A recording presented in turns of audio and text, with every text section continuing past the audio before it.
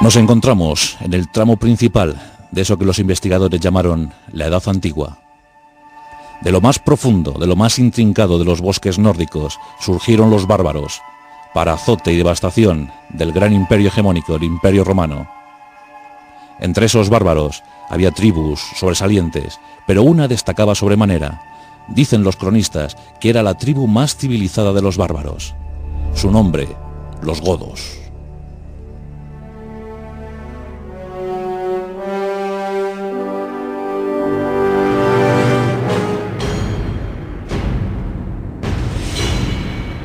Los godos fueron fuertes, siempre abocados a la única causa de la supervivencia, nomadeando por buena parte del territorio europeo, siempre agrupados, siguiendo y cumpliendo con la ley, con la legislación clientelar germánica. Pléyades enormes, linajes tremendos, caudillos invictos, grandes jefes, seguidos por todas sus familias, por todos sus clanes, por todos sus hombres, se movían por el territorio europeo y el objetivo siempre era Roma. Había que atacar Roma. Había que devastarla, había que obligar a que el gigante romano hincara la rodilla. Los godos iban a la vanguardia de aquellas tropas, los godos iban en cabeza de aquella devastación. Es la historia de la humanidad, es la historia de sus gentes, es la historia de un pueblo increíble, un pueblo que tuvo que rapiñar, que tuvo que nomadear, que tuvo que guerrear, que vio morir a miles de sus hijos, pero que al final consiguió aferrarse a un reino, y a ese reino le llamó patria.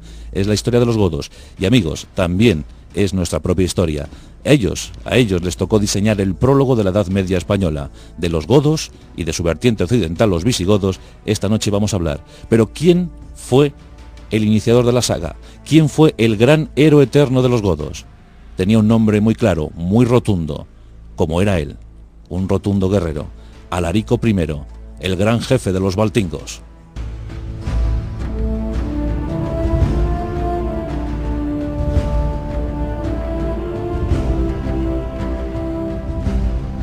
Posiblemente los godos saltaron de una isla sueca llamada Gotland. Gotland tiene poco más de 3.000 kilómetros cuadrados, pero en el año 50 a.C., pues casi justo cuando Julio César acababa de derrotar a los galos, a los celtas, en las Galias, los godos saltaron a tierra. Su propósito inicial, dominar el Vístula, las riberas del Vístula, y allí estaban. Faltando 50 años para que terminara ese siglo I a.C., los godos saltan a tierra del continente.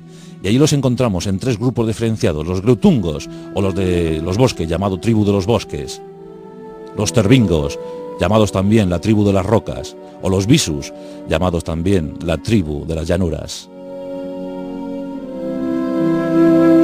Lucharon contra los gépidos, lucharon contra los vándalos, lucharon contra todos, se aliaron con todos.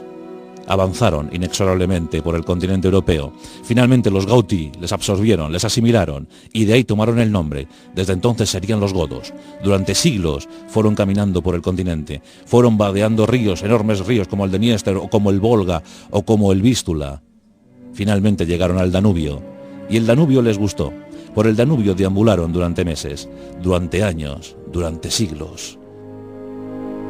En el siglo III ya habían confeccionado, ya habían creado dos grandes grupos. Por un lado los ostrogodos, que buscaron sitio, buscaron acomodo en Ucrania, en las lejanas tierras ucranianas. Allí se llamaron ostrogodos, los godos orientales, mientras que los nuestros fueron considerados como los occidentales, los visigodos. A estos les gustó más la zona de los Balcanes, la zona de Transilvania, y por allí merodearon, por allí consiguieron establecerse.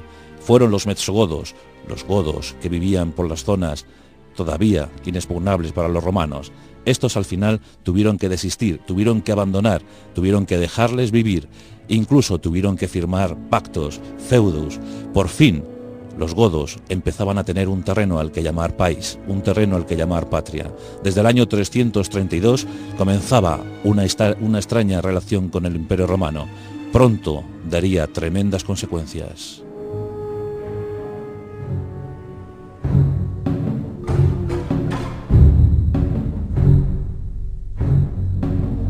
En el siglo IV de nuestra era, el Imperio Romano ya estaba haciendo todo lo necesario para caer, todo lo necesario para su declive. Las diferentes incursiones bárbaras comenzaban a hacer estragos. Roma pactaba con unos, luchaba con otros, se aliaba con el resto. Los visigodos, por civilizados, por condescendientes, por protocolarios, habían sido los llamados, los consolidados a establecer ese contacto con los romanos, y lo hicieron. Durante años, muchos generales visigodos fueron ocupando cargos en las legiones romanas. Algún visigodo llegó a ser magister militum, gran general de las legiones.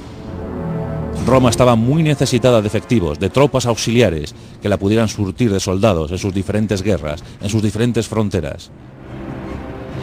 Pero con los godos la situación era rara, complicada, difícil.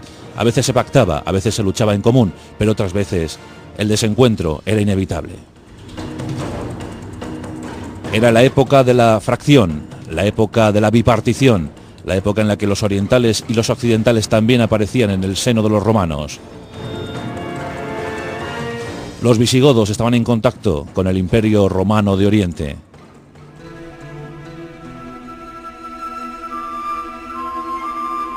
Y en uno de los múltiples desencuentros se produjo la enorme batalla de Adrianápolis, año 378 después de Cristo.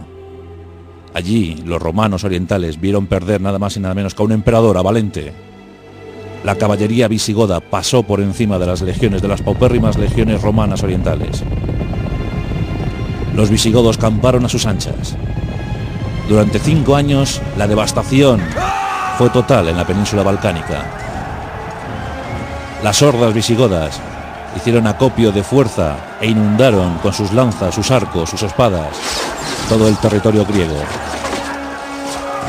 A todo esto ya había nacido en la desembocadura del río Danubio, en el delta del Danubio, había nacido un joven, había nacido un pequeño llamado a ser uno de los grandes líderes de los visigodos. En el año 370, efectivamente, en una zona llamada Perice, Perice es una isla del delta del Danubio, había nacido Alarico. Alarico pertenecía al clan de los Balta. Balta, un ancestral jefe de los visigodos. Balta significa audacia. Pues en ese clan de los audaces había nacido Alarico. Y desde luego que los dioses habían elegido al pequeño Alarico para ser el gran caudillo, el gran líder de la nación visigoda. Todo esto en un contexto terrible también para los propios bárbaros, porque desde las estepas más orientales llegaba el ímpetu de los jinetes hunos, esos jinetes temibles, esos jinetes que asolaban a su paso. También los bárbaros europeos sufrieron el azote de los hunos. En ese año 376 ya habían comenzado las primeras incursiones. Alarico vio cómo su pueblo combatía a los romanos y también intentaba frenar a los hunos. Raro era el año en el que no había una guerra. Un hecho terrible, un hecho cruel, una hambruna. Los visigodos se fueron haciendo fuertes, como aquellos espartanos de los que ya hablamos aquí en nuestro programa. Había que sobrevivir a toda costa. Había que perdurar. Los linajes godos debían mantenerse. Pronto alguien debería asumir el mando. En Roma, el gran emperador Teodosio, un cristiano ferviente. Dio la casualidad que en aquel siglo IV los visigodos también fueron cristianizados. El obispo Úlfilas acometió la misión de traducir la Biblia al lenguaje godo, utilizando términos latinos, términos nórdicos y griegos. Al final confeccionó una Biblia para los godos, y estos se aferraron a la fe. Eso sí, bajo una tendencia herética, el arrianismo. Los godos fueron arrianos, pero cristianos en definitiva. Y Teodosio no les hizo ascos. Comenzó a pactar con ellos. La situación era muy delicada para los romanos, demasiado delicada, había que pactar. Los visigodos eran fuertes, era un gran pueblo, un buen número de efectivos y además acostumbrados a luchar a la manera germánica. En aquellos tiempos, los nómadas de Europa dedicaban prácticamente el 25% de la población a la guerra. Es decir, si una gran tribu, como eran los suevos, o eran los alanos, o eran los vándalos, tenía 200.000 habitantes, Pues prácticamente 50.000 eran guerreros. 50.000 vivían para y por las armas, para y por la lucha. Y esto Teodosio lo sabía. Los visigodos eran tremendos y rotundos guerreros. Año 394. Alarico tiene 24 años tan solo. La imagen era espectacular. Alto, bello, bellísimo. Era un narciso de los godos. Pelo rubio, trenzado en barba y melena. Manejaba a la perfección la espada. Disparaba con certeza sus flechas. Y acometía con ímpetu con su lanza. Además de esto, era un espléndido jinete. Bien musculado, bien preparado, Alarico representaba el ideal de la belleza y de la valentía de los godos. Con 24 años asumió el mando único de las tribus visigodas. Estaban dispuestos una vez más para la batalla, para la aventura, para la épica, para la epopeya. Nacía la epopeya de los visigodos. Pero surgieron una vez más los desencuentros y Roma se convirtió de nuevo en el enemigo. En el año 395, aquel líder jovencísimo, fue elevado a la categoría de rey, considerado por todos los investigadores como el primer gran rey, el primer gran caudillo de los visigodos, Alarico I. El año 395 es un año muy interesante porque es el año en el que se fractura definitivamente el Imperio Romano. Teodosio lo había intentado y lo había conseguido luchando contra algunos usurpadores en el 394, pero la unión de los dos imperios fue efímera y en enero del año 395 el Imperio Romano quedaba definitivamente fracturado en dos, el oriental y el occidental, y en medio de esos dos imperios, en medio de esos dos gigantes, Alarico y los suyos.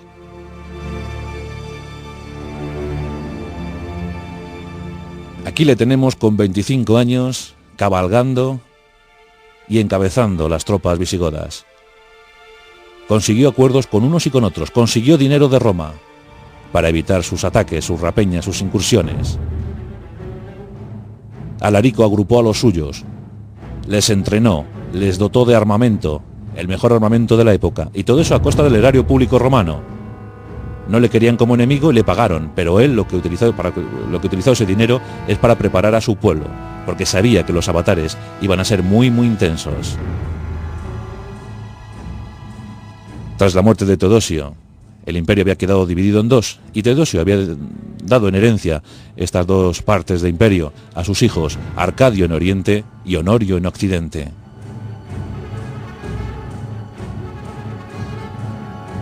Honorio rápidamente comenzó a diseñar una estrategia para quedarse con el Imperio Romano de Oriente.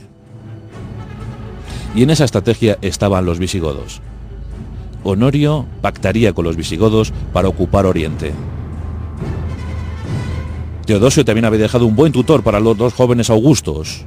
El tutor era nada más y nada menos que el gran Magister Militum Estilicón. Estilicón era un general romano de origen vándalo y que conocía a la perfección el arte de la guerra. La misión era tutelar a los dos chavales, a los dos jóvenes emperadores. Pero estos dos se odiaban. Eso es al menos lo que cuentan las crónicas.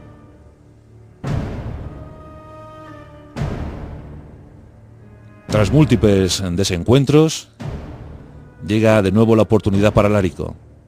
En el año 400 se siente muy afectado, muy perjudicado por algunos honorarios que no habían llegado desde Roma. Por tanto, Alarico toma una decisión fundamental: invadir la península italiana, tomar y saquear Roma. Es el momento definitivo, es uno de los momentos cumbres para la humanidad. Los romanos ni en sueños podían imaginar que hordas bárbaras pudieran llegar hasta las puertas de la mismísima Roma. Pero en ese otoño del año 400, Alarico había decidido lo contrario. La hueste visigoda irrumpe a sangre y fuego en la península italiana. Un saqueo tras otro, una batalla tras otra, las ciudades van cayendo. Los romanos están estupefactos. ¿Qué está ocurriendo? ¿Pero cómo? Nadie puede parar a los bárbaros. Durante año y medio, Alarico y los suyos merodean Roma. La van amenazando, van cerrando el cerco en torno a Roma. La ciudad eterna se resiste a creer lo que está ocurriendo. Estilicón estaba en los territorios orientales. Cuando se entera de la incursión bárbara, rápidamente llega a la península italiana, organiza un potentísimo ejército desde el sur y con él acomete a los bárbaros. Una tremenda batalla se prepara, cerca del río Po. Los visigodos confiaban mucho en su ímpetu, en su caballería y en sus grandes guerreros. Pero los legionarios romanos todavía tenían mucha guerra que ofrecer.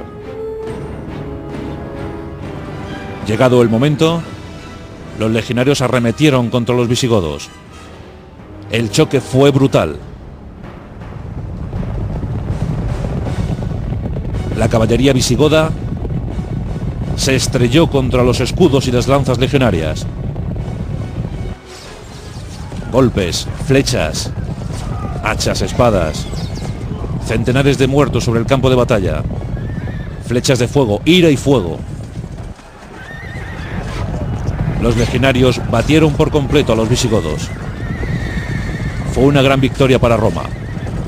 Alarico aún tuvo fuerzas, aún tuvo vigor para recuperar todo lo que le quedaba de su ejército, vadear el Po, intentar una retirada honrosa. Pero Estilicón y sus romanos estaban dispuestos a echar de allí a los bárbaros. Les siguieron persiguiendo, más batallas, más escaramuzas y finalmente una tremenda batalla cerca de Verona. Los romanos habían vencido, pero Alarico seguía allí, seguía en Italia. ¿Qué pasaría? ¿Qué ocurriría?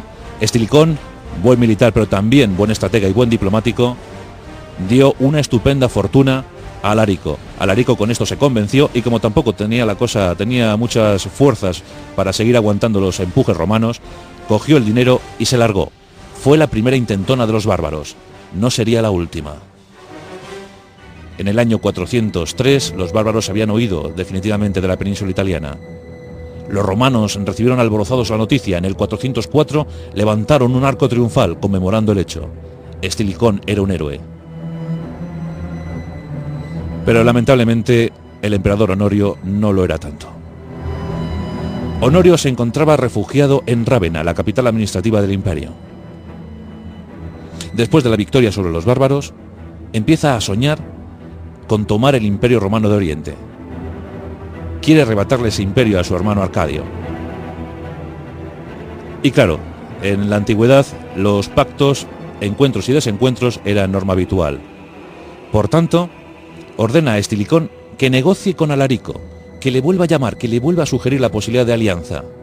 Habían combatido unos años antes, sí, pero eso no era motivo para seguir enfrentados, para seguir enfadados.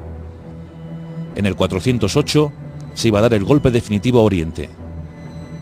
El Imperio Romano Occidental empieza a desviar tropas desde Hispania y las Galias. Empieza a reunir efectivos, empieza a organizar un potentísimo ejército. En ese ejército irán las legiones romanas y las tropas auxiliares encabezadas por los visigodos de Alarico. Cuando están a punto de organizarse, llega la noticia. Desde Oriente, Arcadio ha muerto. El emperador Arcadio ha muerto. Honorio, por si acaso, ordena inmediatamente paralizar la campaña. Al gran rey, al gran caudillo Alarico, le habían prometido 1814 kilos de oro. Estilicón sugiere a Honorio que se los paguen, que le den ese dinero y que se largue, que se vayan. Pero Honorio desatiende, siempre menospreciando, siempre subestimando, siempre riéndose del supuesto poder de los bárbaros.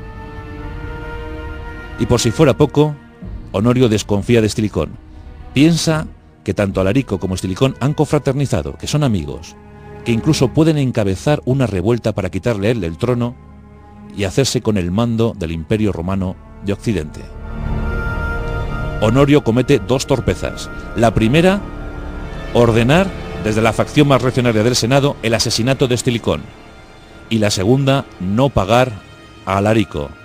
Aquellos 1814 kilos de oro se iban a convertir en los más costosos para el Imperio Romano.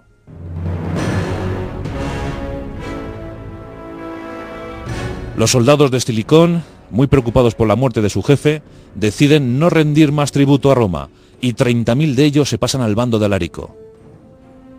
Alarico tiene ya un potente ejército, una potente horda, y ahora no va a cometer ningún error. Ya no hay ningún estilicón que le pare, no hay ningún estilicón que le frene. Por fin, los bárbaros, los visigodos, irrumpen ya para quedarse en Italia. Esta vez no hubo errores. En menos que canta un gallo, Alarico se había plantado ante las puertas de Roma. La había sometido a sitio y la quería rendir por hambre.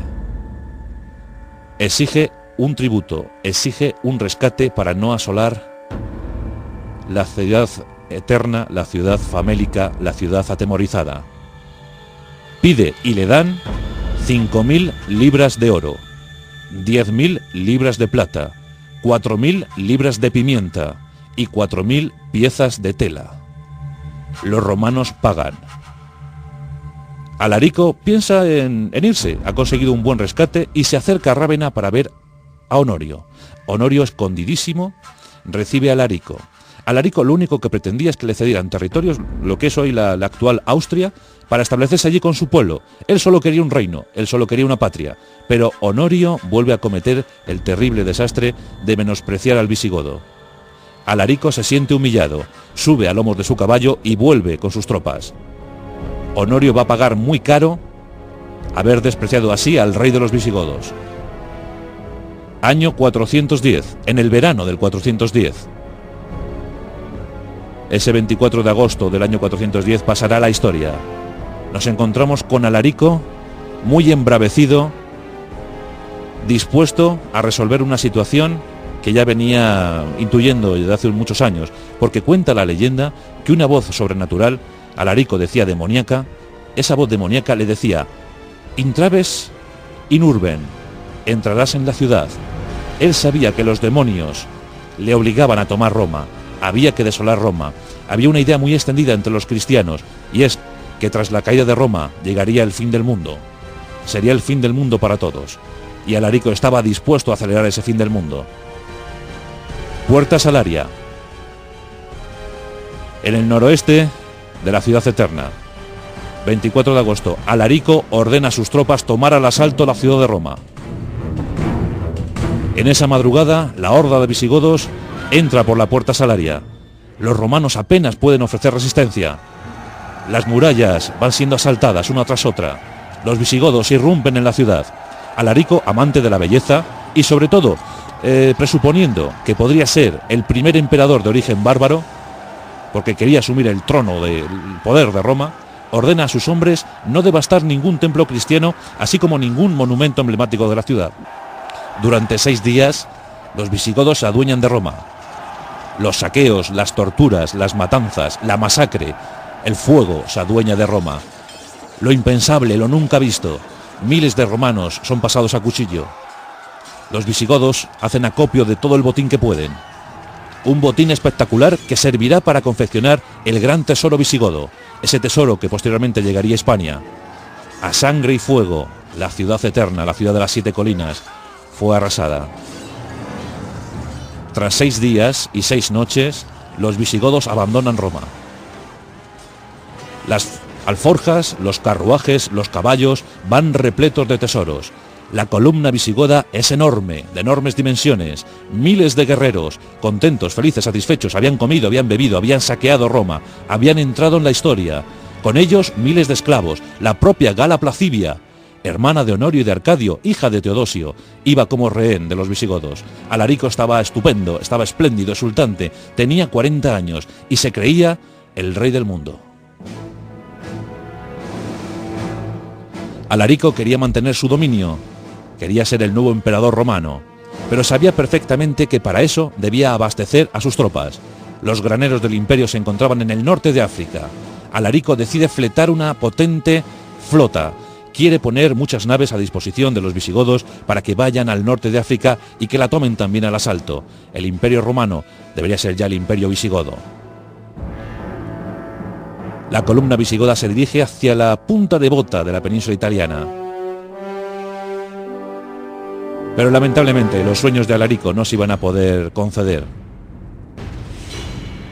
La amenaza latente de tropas legionarias romanas que se estaban fortaleciendo en el norte de la península.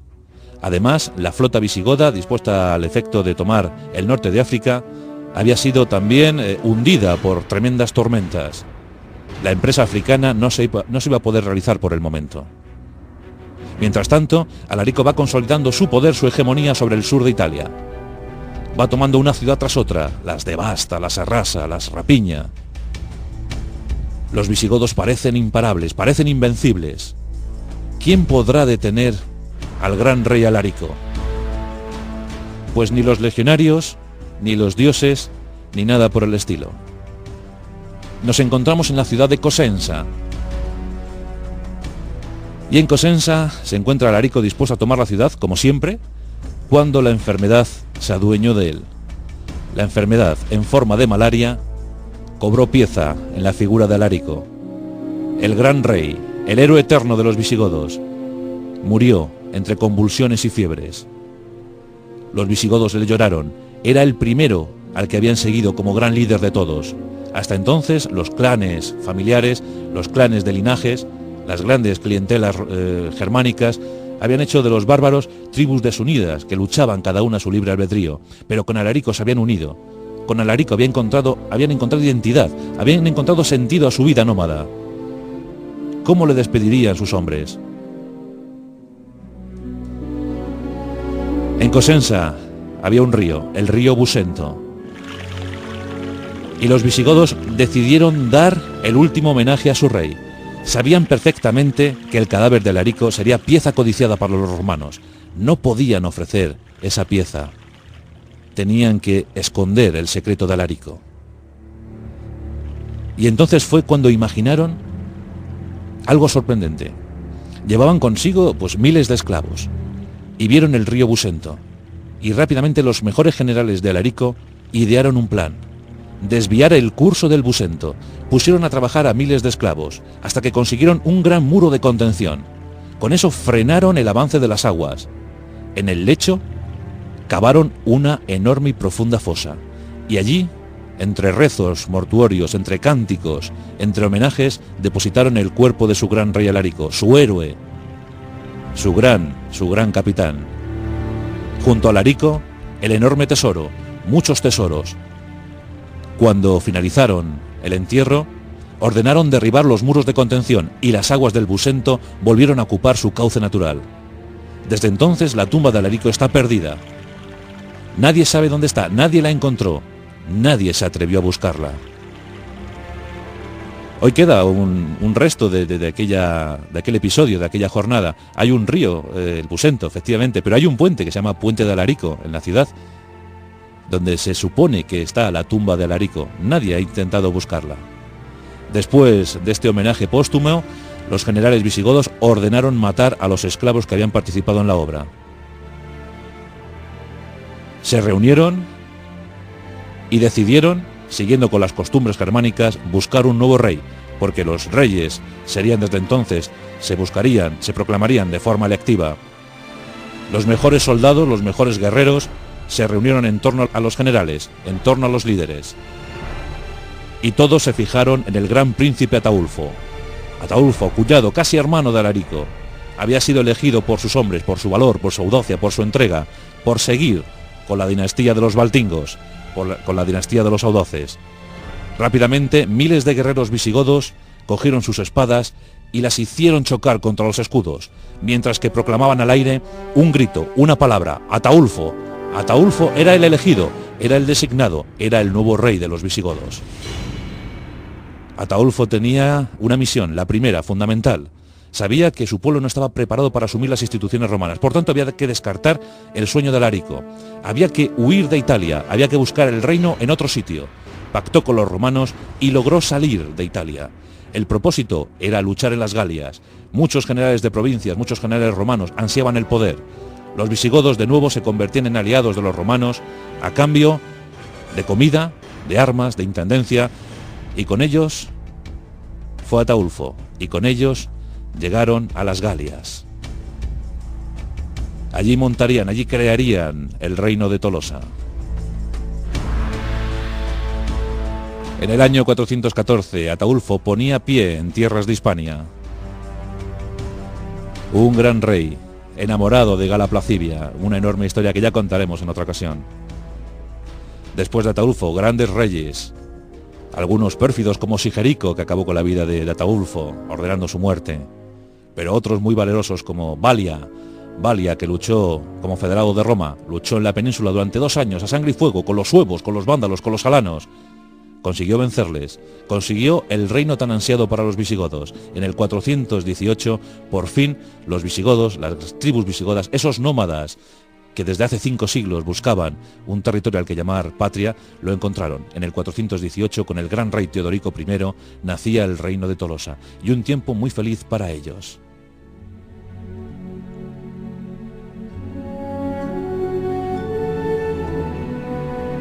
Teodorico I murió en la guerra contra Atila, en la gran batalla de los campos cataláunicos, luchando como aliado de Roma. Su hijo Turismundo cogió el relevo y juró odio eterno a los romanos porque no le habían permitido vengar a su padre matando a Atila. Y luego llegarían otros, como Eurico, el gran diplomático, aquel que promovió un código legislativo para todos los habitantes bajo dominio visigodo, tanto galorromanos como visigodos.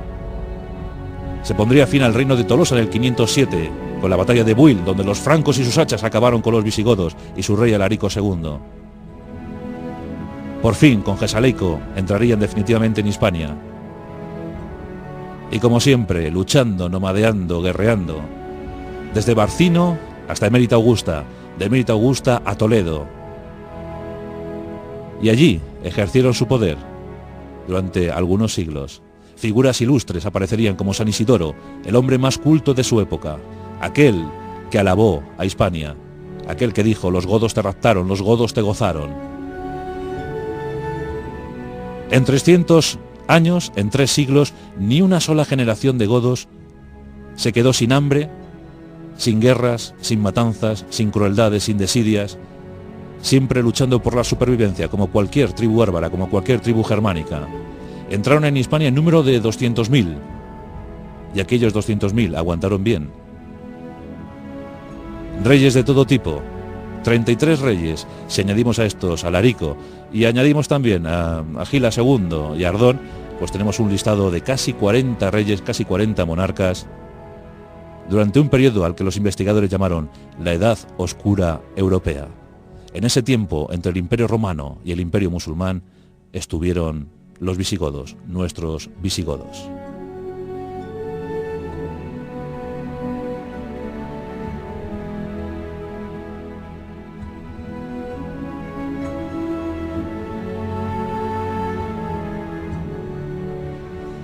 Y ya despedimos nuestro pasaje de la historia con esa imagen de Alarico, el iniciador de la saga de los Valtingos, la dinastía valtinga, que tanto tiene que ver con nosotros, con nuestra forma de entender la vida, con nuestra forma de luchar, con nuestro mestizaje. Esa imagen, ese hombre alto, rubio, de pelo trenzado en barba y melena, blandiendo una enorme espada con un escudo, su arco, y demostrando al mundo que cualquier imperio puede caer siempre que menosprecie a los que no considera. La historia, la aventura de los godos. La rosa de los vientos.